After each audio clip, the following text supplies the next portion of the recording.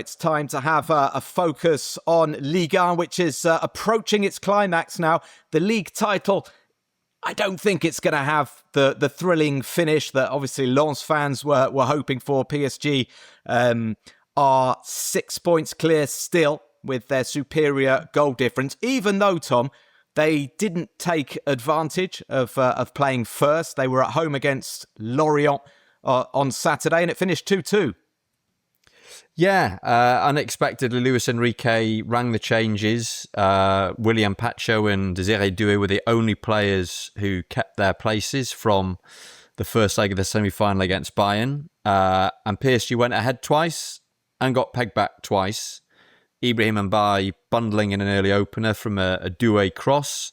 But then quite quickly, Pablo Pagis ghosted into space in the PSG area to equalise. Warren Zaïre-Emery came off the bench on the hour to replace Fabian Ruiz. We're obviously expecting him to fill in for the injured Hakimi at right back against Bayern on Wednesday. He restored PSG's lead with a long-range effort, I think within about 45 seconds of coming on.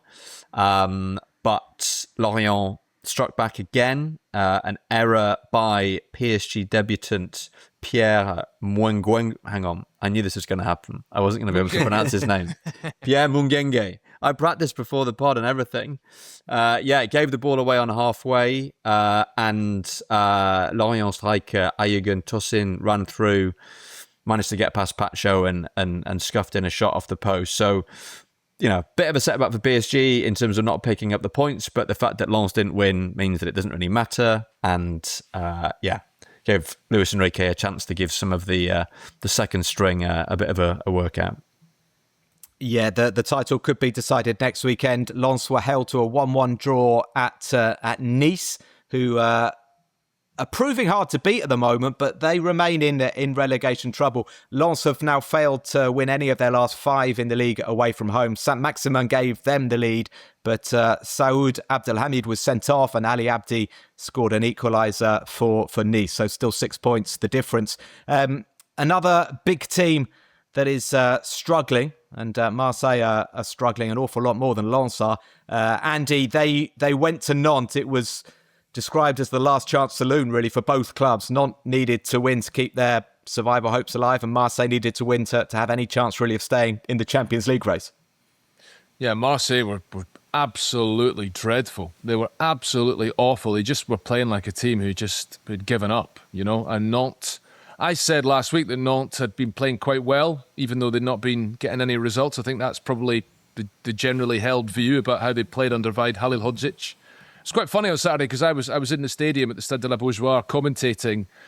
On the opening weekend of the season, I was in Nantes and they played PSG, and Luis Castro, the Nantes coach, who'd just been appointed at the time, he was suspended and he was sat right next to me in the stand, and the camera would sort of, at one point on the other side of the stadium, sort of panned in a slow kind of zoom in on Luis Castro. You could see me sort of next to him.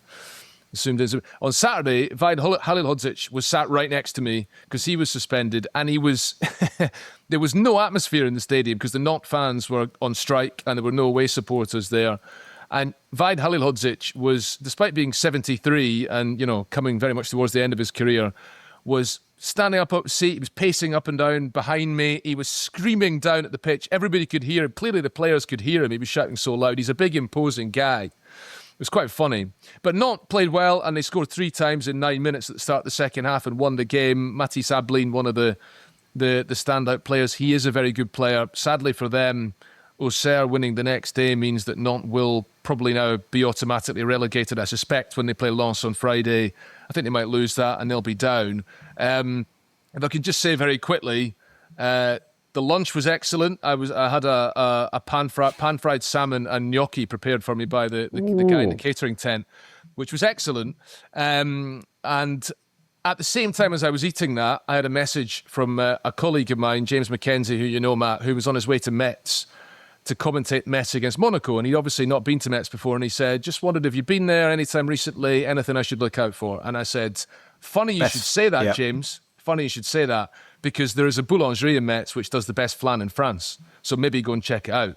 And he did. He did go and check it out. And he told me that he lives across the road in Agnières-sur-Seine in the Paris suburbs from a boulangerie that has the second best flan in the Ile-de-France region. And he told me that in his opinion, the second best flan in the Ile-de-France is better than the best flan in France. Shots fired. Shots have been Andy, fired. that's Anyway. remarkable. That's remarkable. There's this whole sort of flan debate going on that I didn't know about. That is extraordinary. Well, thank you to James McKenzie. I'll ask see if he can send a photo in.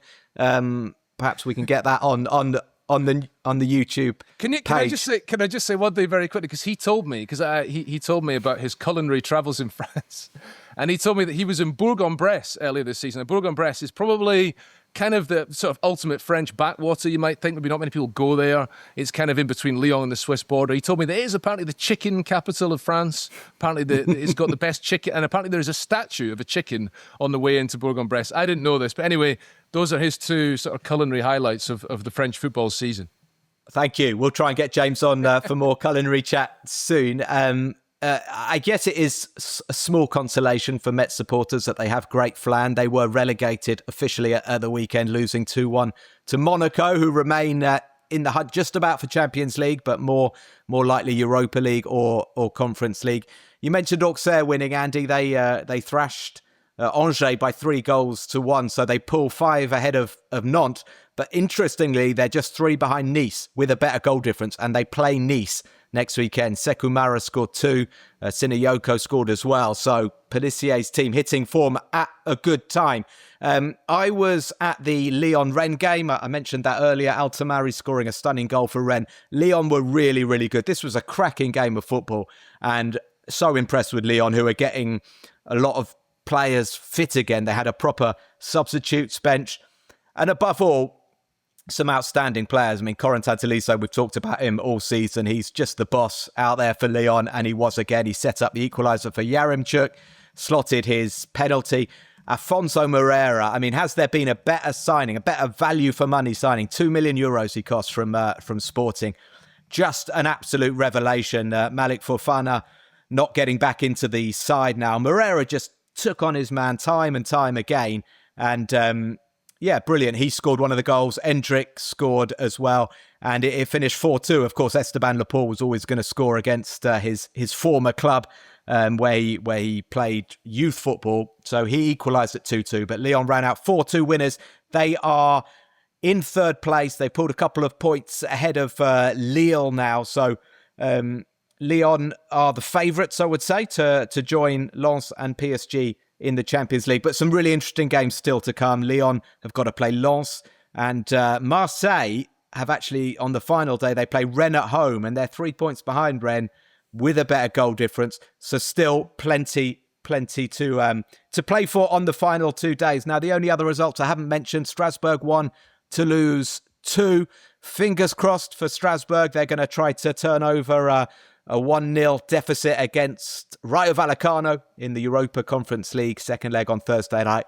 And Paris FC, I mean, you know, I shouldn't have been so mean about Antoine Comboire a few weeks ago. He's doing an unbelievable job. They beat Brest 4-0. Rudy Matondo got a couple of goals, and another significant result. Lille won, Le Havre won, a disappointing one for Lille. They lose ground on Lyon. But they remain in fourth place. Have I mentioned everything? Tom, Andy, all good? I think so. Yeah, I think so. Yeah. You're right to mention Strasbourg with that game coming up. That's going to be huge. It is going to be huge, and we'll have more about them. And hopefully we'll have a couple of European finals to talk about involving French clubs. Thank you, everybody, for joining us. It's been a lot of fun once again. Thanks to Tom, thanks to Andy, and we'll be back again next week. Take care. Bye-bye.